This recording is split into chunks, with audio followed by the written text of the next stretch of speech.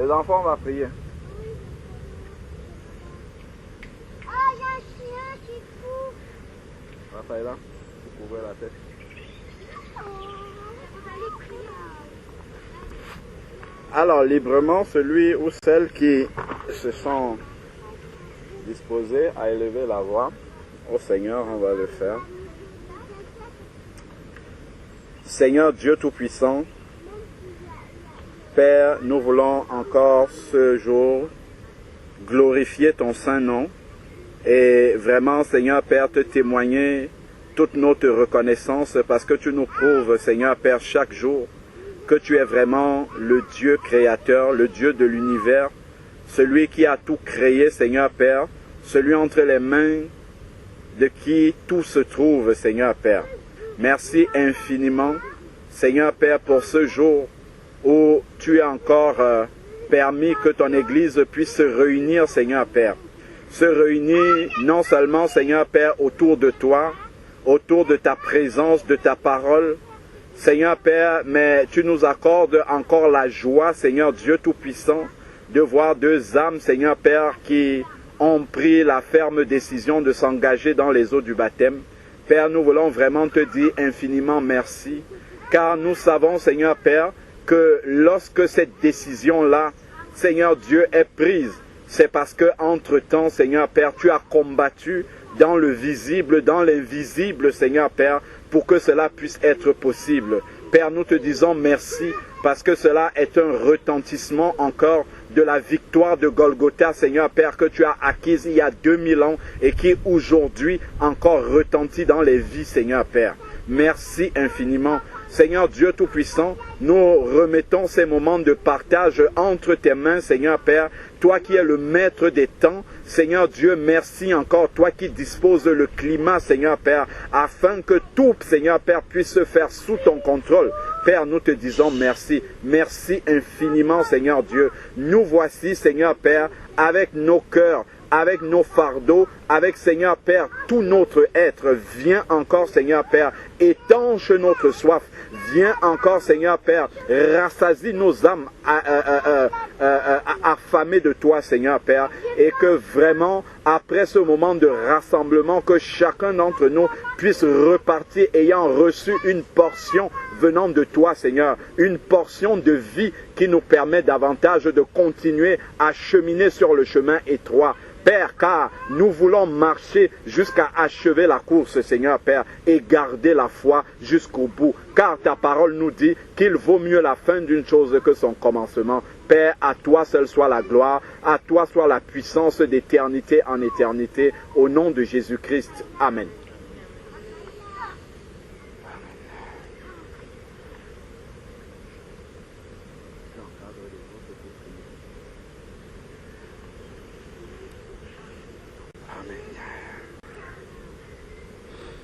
Quelqu'un a-t-il un chant, une prière, une exhortation, un témoignage, avant vos deux témoignages, parce qu'on va écouter vos témoignages. Hein? Parce que s'engager dans les eaux du baptême, en fait, je ne pense pas qu'on se lève un matin comme ça et on prend cette décision-là. C'est vraiment un cheminement et c'est pourquoi d'ailleurs je rendais grâce au Seigneur pour cela.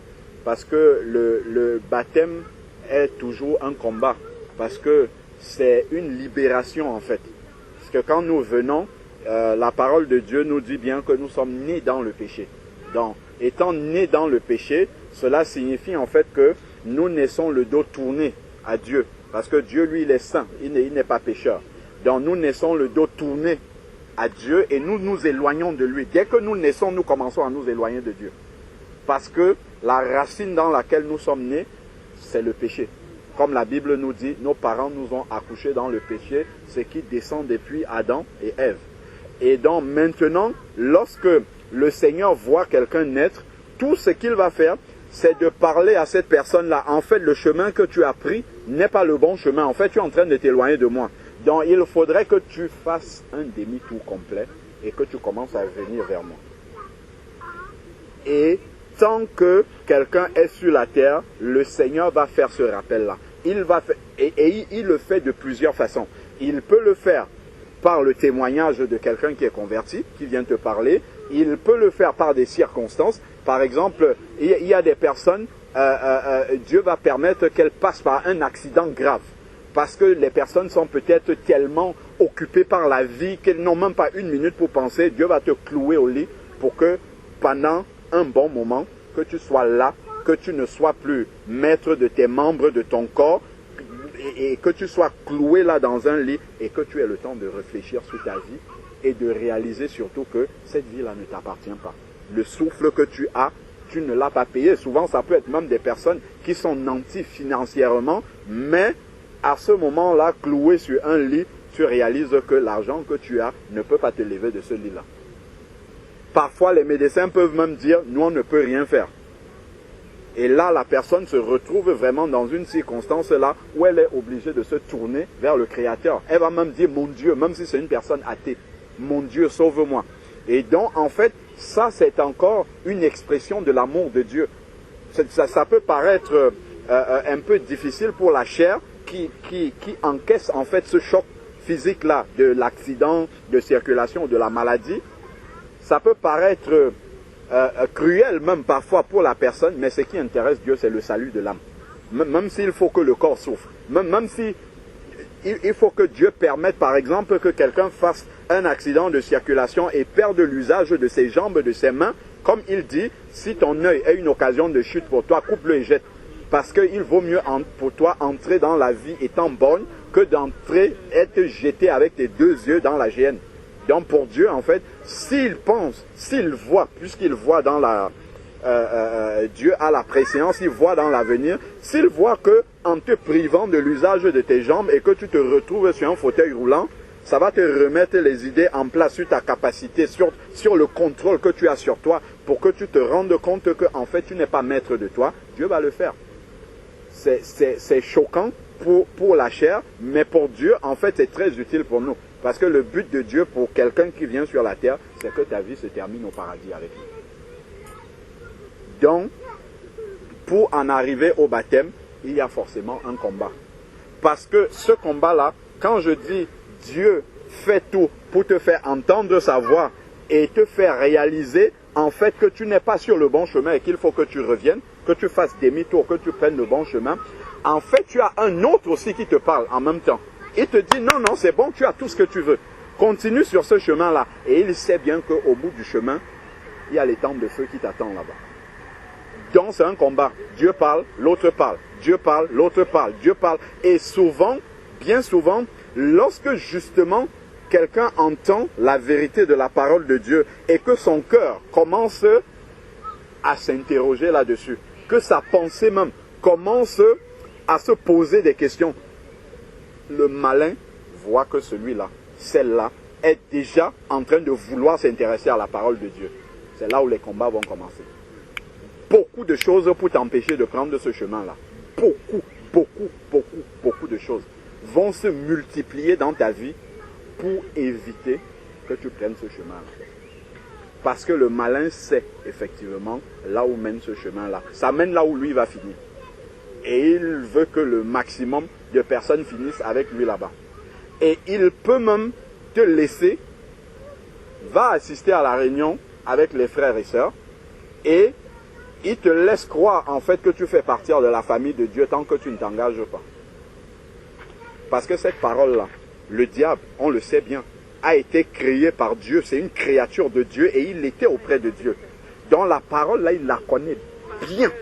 C'est d'ailleurs pour ça que lorsque dans Matthieu 4, il vient à Jésus, il cite la parole de Dieu. Il essaye juste de citer cette parole-là hors contexte pour faire tomber la personne qui écoute si la personne n'a pas le discernement. Donc il vient avec la parole. Donc il va te laisser méditer la parole de Dieu. S'il voit que par d'autres chemins, il n'arrive pas à te repousser du chemin de Dieu, il va te laisser méditer, il va te laisser prier, il va te laisser chanter, il va te laisser faire toutes ces choses-là. Mais il sait en fait que la clé du salut, c'est écrit dans Romains chapitre 10. Celui qui croira et qui sera baptisé sera sauvé. Tant qu'il sait qu'il te manque quelque chose, c'est bon pour lui. il sait que de toute manière, si tu restes comme ça, à la fin, le Seigneur va dire, je suis le chemin, la vérité et la vie. Je vous ai montré un chemin. Jean 10 va dire, je suis la porte. Celui qui entre par moi vivra. Cette porte-là, Jésus a montré. Jésus n'avait pas besoin du baptême, mais il est passé dans les eaux du baptême. Pour nous montrer que c'est ça le chemin. Il n'y a pas un autre chemin où on va dire que bon, je suis quand même avec le Seigneur malgré que je ne suis pas passé dans les eaux du baptême. Non, le chemin c'est celui-là. C'est le chemin de Jésus. Donc, on doit tous passer par ce chemin-là. Et quand on lit par exemple dans Matthieu chapitre 22, il y a la parabole des noces. La parabole des noces en fait est une parabole où le Seigneur envoie ses serviteurs. Le Seigneur envoie ses serviteurs aller chercher des personnes. Il dit qu'il a préparé la table et que tout est prêt. Il a invité des personnes à venir à sa table. Donc, il envoie chercher des personnes. Ces personnes-là n'acceptent pas. Il envoie chercher d'autres. On tue même les serviteurs, ainsi de suite. Après, il dit, allez dans les carrefours. Allez dans les carrefours. Toutes les personnes que vous trouvez là-bas, ramenez-les. Ramenez toutes ces personnes-là. Donc, en fait, ça, c'est l'image, en fait, d'aller prendre tout le monde et de les ramener dans la réunion des enfants de Dieu sans leur donner les conditions pour être enfants de Dieu. C'est ça, en fait, que ça veut dire. Donc, on prend des personnes à gauche, à droite, venez, venez, le Seigneur est bon, il bénit, il guérit. Et c'est vrai qu'il fait toutes ces choses-là. Mais on ne leur dit pas que lorsque tu es dans la réunion des enfants de Dieu, c'est une chose. Mais pour faire partie de la famille des enfants de Dieu, c'en est une autre. C'en est une autre. Parce que, en fait, lorsque un enfant naît, par exemple, lorsqu'un enfant naît à la maternité, il faudrait que les parents de cet enfant-là se rendent à la mairie pour faire un acte de naissance. Donc, il y a vraiment une validation administrative pour que la société reconnaisse que cet enfant-là, voilà son père, voilà sa mère. Il faut ce document-là. Il y a une démarche administrative à faire. Et ça, les choses du monde, en fait, nous enseignent même sur la réalité du Seigneur. Donc, il y a une démarche pour devenir enfant de Dieu. Ce n'est pas parce que, en fait, on est au milieu de la famille de Dieu qu'on en fait partie. Il y a des personnes qui sont simplement des invités, qui sont là. Et le diable, lui, il est content avec ça. C'est bon pour lui. Tant que tu es invité, mais tu n'en fais pas partir. Donc, si la trompette sonne là maintenant, ceux qui sont réellement des enfants de Dieu, ils vont commencer à partir. Tu vas dire, mais je priais avec eux, j'étais avec eux, mais pourquoi je ne pars pas aussi? Alors qu'il sait qu'il manque quelque chose, en fait. Parce que, en fait, dans déjà, il y a la repentance. Ça commence par là, c'est la nouvelle naissance. C'est-à-dire que vraiment, pour le symbole de l'acte de naissance, déjà il faut la naissance préalablement, sortir du ventre d'une maman, et ensuite il faut le document qui atteste que voilà la maman, voilà le papa. Et ça commence par la nouvelle naissance. Par nouvelle naissance, il faut d'abord réaliser qu'on est un pécheur, donc on n'appartient pas à Dieu. C'est par là que ça commence. On n'appartient pas du tout à Dieu. On est né, comme on est né dans le péché et que Dieu n'est pas le père du péché, 1 Jean chapitre 3 verset 8 nous dit que le diable pêche dès le commencement. Donc si on est né pécheur, ça veut dire qu'on appartient au diable. Et il continue, 1 Jean chapitre 3 toujours, verset 9 et 10, il nous dit en fait que celui qui pratique le péché, celui qui est né de Dieu ne pratique pas le péché. Parce que la semence de Dieu habite en lui. C'est-à-dire la marque d'appartenance à Dieu habite dans cette personne-là. Et il ne peut pas pratiquer le péché. Et ensuite, il continue au verset 10. Il dit, c'est par là que se différencient les enfants de Dieu et les enfants du diable. Donc le fait qu'on ait la marque du péché en nous, en fait, atteste qu'on n'appartient pas à Dieu. Par contre, celui qui est enfant de Dieu, il a la marque du Saint-Esprit en lui. C'est-à-dire de la sainteté de Dieu en lui. La Bible nous dit dans Romains, chapitre 8, verset 9, que celui qui n'a pas l'esprit de Christ ne lui appartient pas. Et il y a une démarche pour recevoir l'esprit de Christ. Parce que l'esprit de Christ est l'esprit saint et ne peut pas venir habiter dans un temple qui n'est pas saint. Il faut d'abord que ce temple-là soit nettoyé afin que justement l'Esprit Saint vienne installer sa sainteté dans ce temple-là. C'est pour ça que la repentance est indispensable. Passer d'abord par ce moment où on réalise que notre vie d'avant ne glorifiait pas Dieu du tout. Et le fait de se repentir, ça nous permet de réaliser qu'en agissant comme on agissait là, en fait, on était en train de crucifier le Seigneur. Et forcément, on va prendre la décision de ne plus le faire. Parce que si on continue à le faire, en fait, nous continuons à crucifier le Seigneur tous les jours. Et on ne peut pas volontairement comme ça crucifier quelqu'un qui a payé à la croix pour nous. Donc, ce travail de repentance-là est fondamental en fait pour la vie du chrétien. Le travail de repentance, on a dit que le diable pêche dès le commencement. Donc, c'est le péché. Le péché, en fait, crée un pont, un lien entre celui qui est le maître du péché et nous. Et lui permet au travers du péché de nous envoyer des choses et de contrôler notre vie. Et là maintenant, quand on va se repentir, Dieu va effacer le péché. Non seulement il va effacer ce péché-là, mais ensuite il va couper la liaison entre le malin et nous. C'est ce qu'on appelle la délivrance. Donc Dieu va nous délivrer complètement de la puissance des ténèbres. C'est ce que dit Colossiens. Vous avez été délivrés de la puissance des ténèbres. Mais on ne peut pas être délivré de la puissance des ténèbres si on ne s'est pas repenti. Parce que c'est la repentance qui va couper le lien avec le malin. Et Dieu maintenant, par la nouvelle naissance, la Bible nous dit qu'à ceux qui l'ont reçu, c'est dans Jean chapitre 1 verset 12, à ceux qui l'ont reçu quoi? La parole de Dieu, elle a donné le pouvoir de devenir un enfant de Dieu. On le devient. À ceux qui sont nés non selon la volonté de la chair. Donc ce n'est pas un homme, une femme, ton père ou ta mère qui te dit voilà tu es devenu enfant de Dieu, ou ton pasteur qui écrit ton nom dans un registre. Non selon la volonté de l'homme, non selon la volonté de la chair et du sang, mais selon la volonté de Dieu. C'est-à-dire que la nouvelle naissance, elle est spirituelle. Comme nous sommes sortis du ventre de notre mère et nous lui appartenons, nous sommes ses enfants, nous sommes son enfant.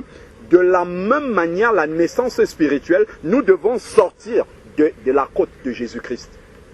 Comme Ève est sortie de la côte d'Adam. Nous devons sortir de là après la repentance. Pour devenir réellement un enfant de Dieu, naître spirituellement, naître de l'esprit. Et quand nous allons naître comme ça, après la repentance, naître de l'esprit, nous allons recevoir l'esprit de Dieu qui est la marque de notre Père. Et on ne peut pas avoir deux marques. On a la marque de l'esprit, donc il n'y a plus la marque du péché en fait. On n'appartient plus au diable. Et c'est comme ça en fait qu'il nous délivre de la puissance des ténèbres. Dieu ne peut pas nous délivrer de la puissance des ténèbres si on est connecté au diable par le péché. Si on est connecté au diable par le péché, on n'est pas délivré de la puissance des ténèbres. C'est pour ça que la repentance est vraiment capitale en fait dans la vie d'un enfant de Dieu. Sinon, on va entrer dans cette nouvelle vie-là, mais on verra que rien n'a changé. Le diable va continuer à nous dominer dans tous les domaines parce qu'en fait, on ne s'est pas débarrassé vraiment de cette ancienne vie-là. On n'a pas coupé avec cette ancienne vie-là et l'a laissée où elle était et commencé réellement une nouvelle vie. C'est important en fait. La base de la conversion qui passe par la repentance est fondamentale pour toute la vie chrétienne en fait. Bien souvent, beaucoup de casseroles qu'on traîne après dans la vie chrétienne, dans la vie avec Christ, dans la marche avec Christ, c'est parce que le fondement n'était pas bon. C'est parce qu'on a voulu partir un peu. On n'a pas voulu s'abandonner totalement entre les mains du Seigneur et dire, Seigneur, désormais c'est toi qui diriges ma vie. C'est ça cet engagement-là du baptême. L'engagement de bonne conscience. Donc la repentance, Seigneur, j'ai compris que ma vie d'avant ne te glorifiait pas, je m'en repens totalement et je prends la décision de ne plus marcher comme avant. Ça c'est ma décision. Maintenant, je compte sur toi pour m'aider à tenir à cet engagement-là. C'est ça l'engagement de bonne conscience du baptême. Faire désormais comme le Seigneur veut et non plus comme je veux. Et cette confession-là, elle est devant l'église de Jésus-Christ, qui représente Jésus, elle est devant Dieu puisque Dieu voit toutes choses et elle est devant le diable aussi. Et comme le diable sait justement que par le baptême, en fait, après la repentance, tu ne lui appartiens plus. C'est fini. Pourquoi? Parce que l'Esprit Saint, comme le jour du baptême de Jésus, va te sceller, c'est sûr et certain. Et une fois que l'Esprit Saint va te sceller, c'est terminé. Dieu te porte, c'est écrit dans Colossiens 1, verset 13. Il nous a délivrés de la puissance des ténèbres et nous a transportés dans le royaume du Fils de son amour. Donc il va nous déplacer d'un royaume à un autre. Et le diable ne va pas laisser la chose se passer comme ça. Il essaye avec tout. Si c'est même la pluie qu'il veut envoyer, tu as vu aujourd'hui, il pleut. Hein. Il pleut, non, laisse. Dis un autre jour, on va faire le baptême un autre jour. Et au travers de ça, il peut te faire passer à côté comme ça. Et on avait une sœur qui voulait passer dans les eaux du baptême. Elle est en Angleterre, à Manchester. On lui dit, ok, ma soeur ne bouge pas. En plus, elle avait beaucoup d'enfants, 6 peut-être comme ça. On lui dit, ne bouge pas. Nous, on va se déplacer d'ici. On vient là-bas te trouver sur place. On te passe dans les eaux du baptême. Son mari n'est pas converti. Elle va le dire à son mari. Son mari dit, ah, mais pourquoi tu vas te déplacer? Pourquoi est-ce qu'ils vont se déplacer pour venir jusqu'ici? Laisse. Je vais louer une voiture, 8 places. On va mettre tous les enfants. Comme ça, on sera témoin de ton baptême. Le mari avait d'abord commencé par dire, mais c'est quoi ces baptêmes-là où on baptise dans les baignoires et tout? On doit baptiser dans les coudes. Il a commencé à compliquer comme ça. Après, il lui dit, non, laisse, moi-même, je vais t'amener à Paris. Je vais louer la voiture, je vais t'amener à Paris. Donc, la sœur, c'était en octobre qu'on voulait partir. La sœur nous dit, non, en décembre. Il a dit qu'il vient en décembre. En décembre, il dit, non, janvier, le temps est passé comme ça, alors qu'elle devait passer dans les eaux du baptême. Juste un petit report. Elle avait juste à dire oui. Les frères étaient même allés demander le visa pour ceux qui doivent en prendre. Donc, le malin, quand il voit qu'on veut s'engager dans les eaux du baptême, la plus petite négligence qu'il peut avoir, il va insister là-dessus pour que ça ne se fasse pas. Parce qu'il sait la séparation qu'il va avoir. Parce que dès l'instant que ça va se faire, il sait en fait qu'il perd tout pouvoir dans ta vie. Tant que tes yeux sont ouverts sur le péché dans ta vie et que tu fermes les portes, c'est terminé. Il ne peut plus rien faire. Il n'a plus de contrôle. Il peut essayer de t'effrayer. Il va t'effrayer, te faire croire qu'il peut faire ça, mais il ne peut pas poser la main sur toi. Parce qu'il le sait. Donc, c'est pourquoi il faut être conscient en fait que derrière chaque baptême, il y a toujours un combat. Lorsque on arrive jusqu'à l'instant où on te prend pour te mettre comme ça dans l'eau, en fait, c'est une grande victoire que Jésus-Christ a accomplie. Des combats, même que nous-mêmes, nous ne voyons pas. Le Seigneur. Et ça, en fait, on le voit, par exemple, dans 1 Corinthiens chapitre 10, il nous est dit, en fait, que on peut aller lire, hein, parce que là, on cite depuis, on n'a pas encore lu. 1 Corinthiens chapitre 10,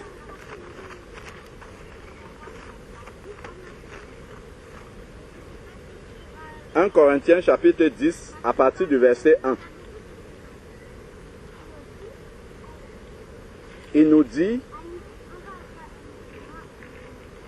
frères, je ne veux pas que vous ignorez que nos pères ont été sous la nuée.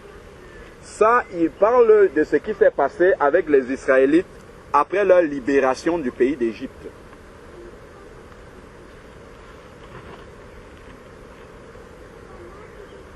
Ils ont été libérés du pays d'Égypte. Le pays d'Égypte, en fait, où ils étaient comment? Esclaves. D'accord?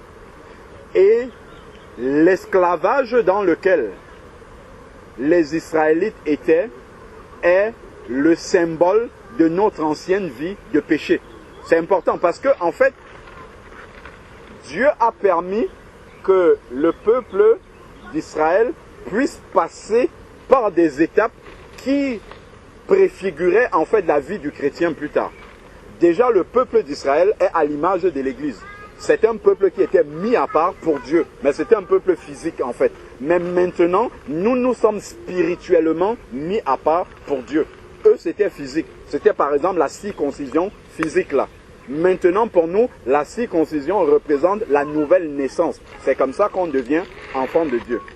Donc, le peuple d'Israël avait été esclave en Égypte, qui est l'image de notre ancienne vie de péché, où on était esclave du péché, où on agissait, on croyait être maître de nos propres décisions, alors qu'en réalité, on faisait la volonté du diable. Tout simplement, il contrôlait notre vie. Et donc maintenant, le peuple est sorti d'Égypte. Dieu a envoyé Moïse. Allez voir Pharaon, laisse mon peuple sortir. Pharaon dit non. Une fois, deux fois. Dieu manifeste des miracles. Il envoie d'abord les grenouilles dans le pays. Il change l'eau en sang, l'eau du Nil, ainsi de suite. Toutes ces 10 plaies-là, ce sont les combats du baptême dont je parle là. Ce sont les combats que le Seigneur mène pour laisser Pharaon faire partir son peuple. Pour que Pharaon laisse le peuple partir. C'est les mêmes combats que le Seigneur mène pour que quelqu'un qui était un païen devienne un enfant de Dieu. Ce sont les mêmes combats. Sauf que là, en Égypte, c'était des choses physiques qu'on voyait. On voyait que Pharaon ne voulait pas laisser les enfants d'Israël partir. Et nous, c'est spirituellement, le diable ne veut pas nous laisser partir. Et comment ça va se manifester? Il va te retenir captif sur un péché.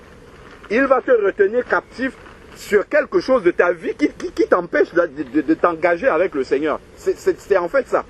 Et le Seigneur dit, Pharaon, laisse partir mon peuple. Et en fait, pour nous, c'est une décision qu'on doit prendre de laisser ce péché-là et de dire, Seigneur, de toute manière, maintenant, prends le contrôle de ma vie. C'est ce combat-là. Pharaon, laisse mon peuple partir. Et donc, ensuite, maintenant, quand Pharaon va finalement dire à Moïse, c'est bon, vous pouvez partir. Quand il commence à partir, Pharaon dit, mais qu'est-ce qu'on a fait comme ça? Il appelle l'armée, les cavaliers. C'est le diable et ses démons qui prennent maintenant l'assaut pour aller rattraper le peuple. Et qu'est-ce qui se passe? Dieu, par Moïse étend la main, la mer Rouge se sépare, le peuple commence à traverser à pied. C'est l'image du baptême, c'est ce qu'on lit là dans le texte. Hein. C'est l'image du baptême. Le bras levé de Moïse avec le bâton, c'est le nom de Jésus qu'on prononce pendant le baptême. C'est ça en fait, le nom de Jésus qui sépare la mer pour qu'on puisse traverser et être de l'autre côté de l'Égypte. L'Égypte reste de ce côté et par les eaux du baptême, la traversée, en fait, on se retrouve de l'autre côté. Qu'est-ce que Pharaon fait? L'eau n'effraie pas Pharaon. Il vient avec son armée et il s'engage dans l'eau. Jusqu'à l'intérieur des eaux du baptême, il y a encore un combat spirituel jusqu'à la fin. Tant qu'on n'est pas ressorti des eaux du baptême, le combat continue. Et même après ça, même quand on est déjà de l'autre côté, Pharaon, il regarde, il n'y a plus d'armée, il veut encore retourner pour prendre encore d'autres cavaliers pour essayer de les retrouver devant. Donc c'est important en fait de réaliser que pour devenir un enfant de Dieu, il y a les enfants d'Israël, pour sortir d'Égypte, il y a eu un combat physique. Pour nous, pour devenir un enfant de Dieu, il y a un combat spirituel. Il y a un combat spirituel. Et Pharaon s'est d'autant plus acharné sur les enfants d'Israël. Quand il a vu qu'ils vont partir, il demande de les charger encore. De les charger de travaux. Qu'ils puissent encore produire plus de briques avec moins de paille. Parce qu'il voyait qu'ils vont partir. Donc, de la même manière, il faut savoir que s'engager dans les eaux du baptême déclenche forcément le mécontentement du diable. Et il va s'acharner encore contre nous. Mais il y a une chose qui se passe. C'est que dès que Dieu a ouvert la mer Rouge, les enfants de Dieu, d'Israël, ont traversé, tu te trouves maintenant de l'autre côté. Et Pharaon, lui, il est resté là-bas. Toute son armée a péri. Mais Pharaon, si on lit dans le texte, lui, n'a pas péri. Hein. Pharaon, il est resté spectateur. Il a vu ce qui s'est passé. Donc, le diable va rester de l'autre côté là-bas. Et il va voir que tu es passé là-bas. Donc, maintenant, en tant qu'enfant de Dieu, spirituellement, pour nous, qu'est-ce qu'on doit comprendre? Maintenant, je suis de l'autre côté et il ne peut plus m'atteindre. Dieu a mis cette séparation-là entre lui et moi. Une autre image de cela, c'est la croix. Il y a la croix entre le malin et moi. Il y a la croix. Il est de l'autre côté. Donc, tout ce qu'il va faire maintenant, il va essayer de me faire croire des choses.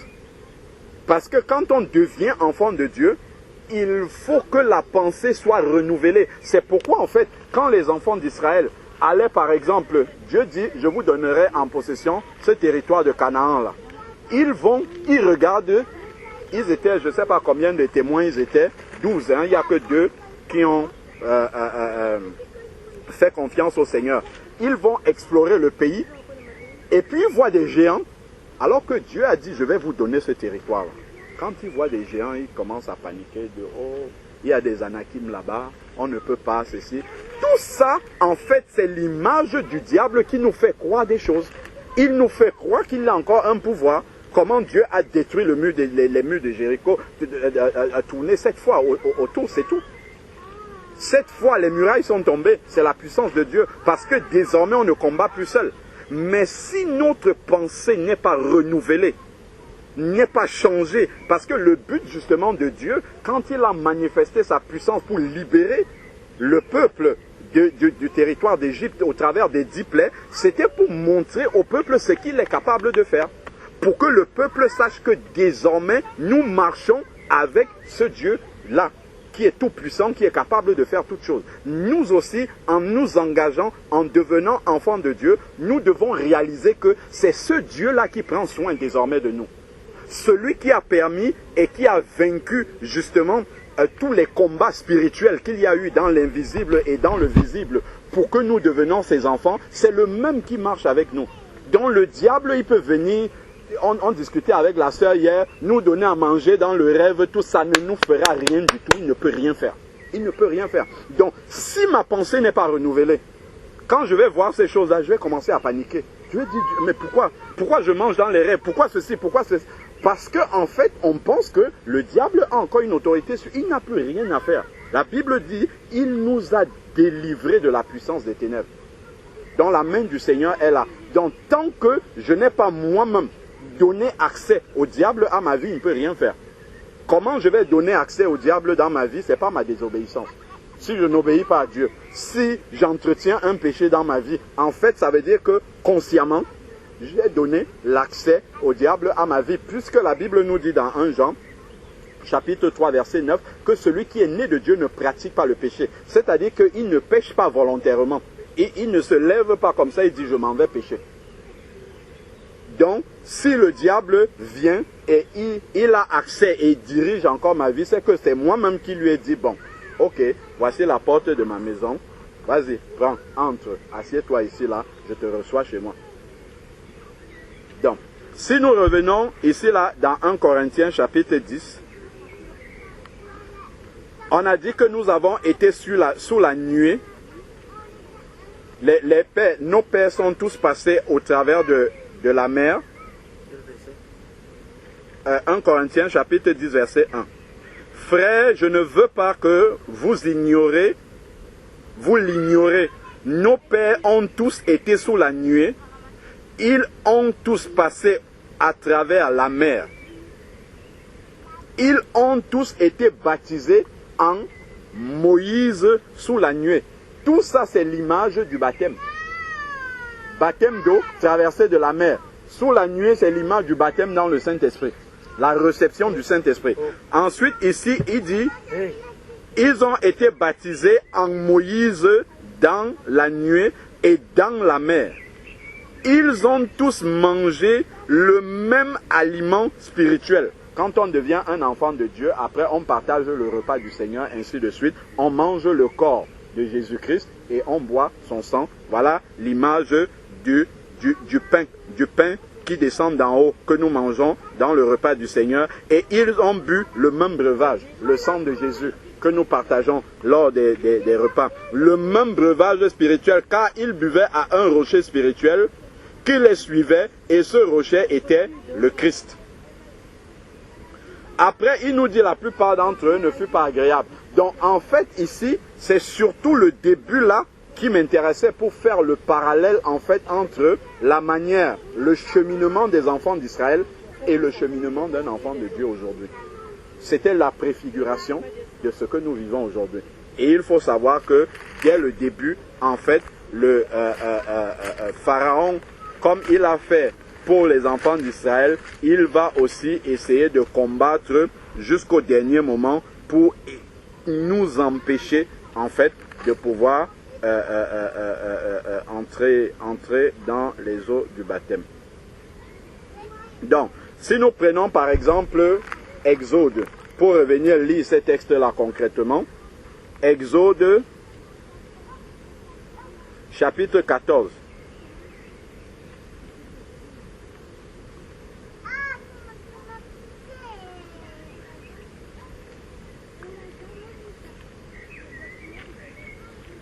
Exode chapitre 14, si on prend par exemple à partir du verset 3, dans Exode, deuxième livre de la Bible.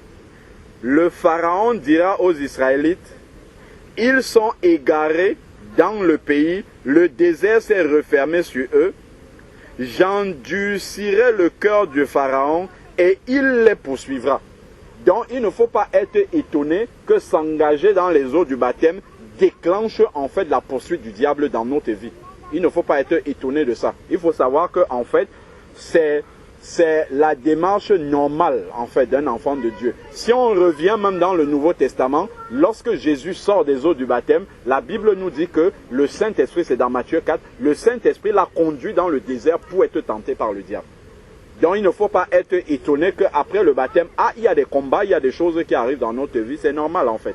Il faut savoir qu'on a la victoire et regarder au Seigneur et se dire non, c'est la suite logique en fait de la marche d'un enfant de Dieu. C'est parce que j'ai quitté le diable qu'il réagit comme ça. Donc ensuite maintenant il dit, j'endurcirai le cœur de Pharaon et il les poursuivra. Mais je serai glorifié par le moyen du Pharaon et de toute son armée. Donc Dieu laisse le diable à notre tous comme ça, parce qu'il veut se glorifier encore davantage. Mais nous, qu'est-ce qu'on a à faire? C'est de croire. C'est de croire, de garder cette confiance-là au Dieu qui nous a délivrés déjà du pays d'Égypte. Mais, je sais, bon, alors ensuite maintenant, il va dire, et les Égyptiens reconnaîtront que je suis l'Éternel. Donc, le diable va venir nous combattre comme ça, le Seigneur va le laisser s'approcher de nous, afin qu'il sache que nous sommes réellement délivrés de la puissance des ténèbres. Afin que dans la pratique, que nous-mêmes nous puissions voir que nous sommes délivrés de la puissance des ténèbres. Et que le diable puisse aussi réaliser que nous ne lui appartenons plus. Je me rappelle d'une sœur qui était venue pour passer dans les eaux du baptême. Elle venait de la Belgique. C'est une sœur qui était anciennement catholique. Elle ne nous l'avait même pas dit. Elle avait un problème de mari de nuit. Tout ça, elle avait été dans les assemblées. Ça n'avait pas marché. Ensuite, maintenant, elle est venue, elle s'engage dans les eaux du baptême, elle retourne en Belgique là-bas. Et puis le mari de nuit revient encore la nuit. Et elle se lève, elle dit, au nom de Jésus, je ne t'appartiens plus. Sors maintenant. Il est parti, plus jamais. Plus jamais il est revenu. Parce qu'il a confronté cette personne dont il se servait du corps avant. Il a réalisé que cette personne-là sait désormais qui elle est en Christ. Voilà pourquoi Dieu va laisser souvent le malin, après le baptême, essayer de nous accabler pour que nous prenions position et que nous expérimentions réellement que désormais nous sommes enfants de Dieu, nous avons reçu une autorité. Comme nous dit Luc chapitre 10 verset 19, vous avez reçu, je vous ai donné l'autorité sur les serpents, les scorpions, sur toute la puissance de l'ennemi et rien ne pourra vous nuire. S'il n'y a pas d'occasion de mettre ça en pratique, en fait, on ne réalisera même pas qu'on l'a. Donc, voilà pourquoi Dieu laisse ces occasions-là arriver. Donc, il ne faut pas dire, mais je pensais qu'en devenant enfant de Dieu, c'était terminé, rien ne pourrait plus. Non, Dieu laisse, mais il n'aura jamais la victoire. Il y aura des combats, mais il ne pourra pas avoir la victoire. Et c'est parce que nous avons pris position en tant qu'enfants de Dieu, en fait, que cette victoire-là, il ne l'aura pas. Donc, nous avons besoin de savoir en qui nous avons cru. Nous avons besoin de savoir quelle est notre nouvelle identité en Christ et l'exercer. C'est important en fait. Donc, c'est ce que nous voyons là. Donc, on annonça au roi d'Égypte, chapitre 5, on annonça au roi d'Égypte que le peuple avait pris la fuite. Alors, les sentiments du Pharaon et celui de ses serviteurs à l'égard du peuple furent changés. Parce qu'on est parti. On a changé de territoire. Dieu est en train de nous transporter dans le royaume du Fils de son amour. Les sentiments du diable ont changé. Il dit, qu'avons-nous fait en les laissant partir? Le diable dit, pourquoi je l'ai laissé et ne pas continuer à le tenter pour qu'il demeure dans le péché? Pourquoi je n'ai pas fait cette chose-là? Et donc maintenant, il ne va pas pour autant abandonner. Verset 6, Exode 14, verset 6, le Pharaon attela son char et prit son peuple avec lui. Il prit 600 chars d'élite et tous les chars d'Égypte. C'est-à-dire que Pharaon mobilise toute son armée pour aller rattraper une seule personne qui est en train de se convertir. Une seule. On peut se réunir ici, là, tous les dimanches, il va faire chaud. Hein. Là, comme il y a le baptême, il y a la pluie, il y a toutes sortes d'oppositions pour que ça ne se fasse pas. Il faut être conscient que quand on entre dans ce domaine-là, directement, on déclenche un combat spirituel. Et le malin va tout faire, tout ce qu'il est capable de faire pour empêcher que la chose se fasse. Donc, ensuite, maintenant, ici, il a attelé tous les chars, tout d'Égypte, avec les équipages de 3 hommes. L'Éternel endurcit le cœur de Pharaon, roi d'Égypte. Le Pharaon poursuivit les Israélites. Donc, vous serez poursuivis. Ne soyez pas surpris par ça. Les Israélites étaient sortis librement. On s'est repenti bien, mais après, le malin commence à venir, ou des rêves mauvais, ou des choses dans la vie des gens commencent à s'énerver, à mettre des blocages, des embûches dans notre vie, ainsi de suite. Les Égyptiens les poursuivirent, et tous les chevaux, les chars du Pharaon, les cavaliers et son armée, les atteignirent alors qu'ils campaient près de la mer vers Pi-Hahiroth, vis-à-vis de Baal-Tséphon. Le Pharaon approchait, les Israélites levèrent les yeux et voici les Égyptiens s'étaient mis en marche derrière eux. Les Israélites furent remplis de crainte et criaient à l'Éternel. Ça, c'est souvent ce qui va nous arriver après le baptême. Quand on va voir le diable se déchaîner, la panique va commencer. On va se dire, qu'est-ce qui se passe? Qu'est-ce qui arrive? Je croyais qu'en me baptisant, c'était terminé les combats, alors que c'est le début des combats. Et ils criaient à l'Éternel. Au moins, ils ont eu la bonne réaction de crier à Dieu. Et il dit à Moïse, est-ce qu'il n'y a point de tombe en Égypte? Et c'est ça, en fait, que le diable veut. C'est qu'on commence à dire, avant, c'était mieux. J'aurais dû ne pas m'engager dans ce chemin-là. Ensuite, maintenant, ils vont commencer à penser à la vie d'avant. Quand on va se retrouver devant une difficulté où on est devenu enfant de Dieu et on doit obéir et marcher comme Dieu veut, quand on va se trouver devant une difficulté, on va dire, ah, avant, quand j'étais dans ce cas de figure, c'est quand j'étais pas converti, ce n'était pas un problème.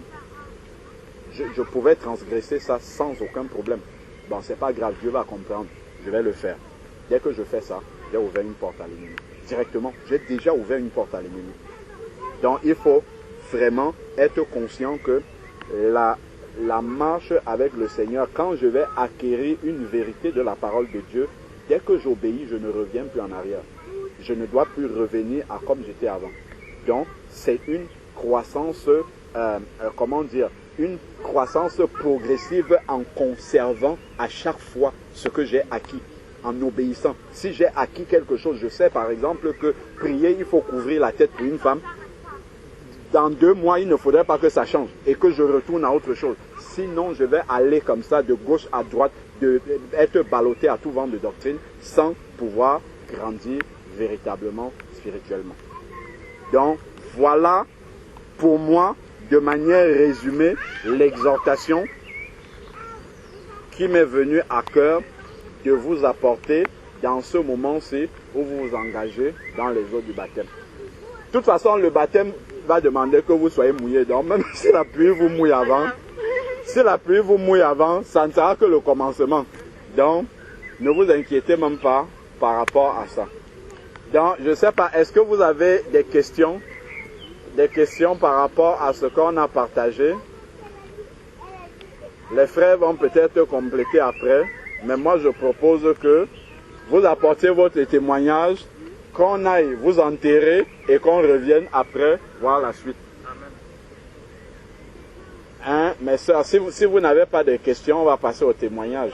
Moi justement, Oui. puisque j'ai eu justement l'appel pour dire à ma mère que j'allais me baptiser aujourd'hui, elle m'a dit en fait que tu t'es déjà baptisé, donc pourquoi se rebaptiser une seconde fois? Et au départ, j'avais oublié en fait, parce que je savais qu'il fallait faire la repentance, mais sur le coup, j'ai pas su en fait lui dire que, mais lorsqu'on est enfant, Oui. on n'a rien fait en fait de mal. On est pécheur, mais on n'a pas en fait de repentance à faire lorsqu'on est enfant. C'est ça en fait. C'est ça, les catholiques, j'ai pas compris en fait aussi pourquoi ils baptisaient aussi les enfants si tôt. C'était justement pour empêcher la repentance, c'est ça? Frère Georges, je vais te laisser répondre au baptême des enfants. D'accord, ok.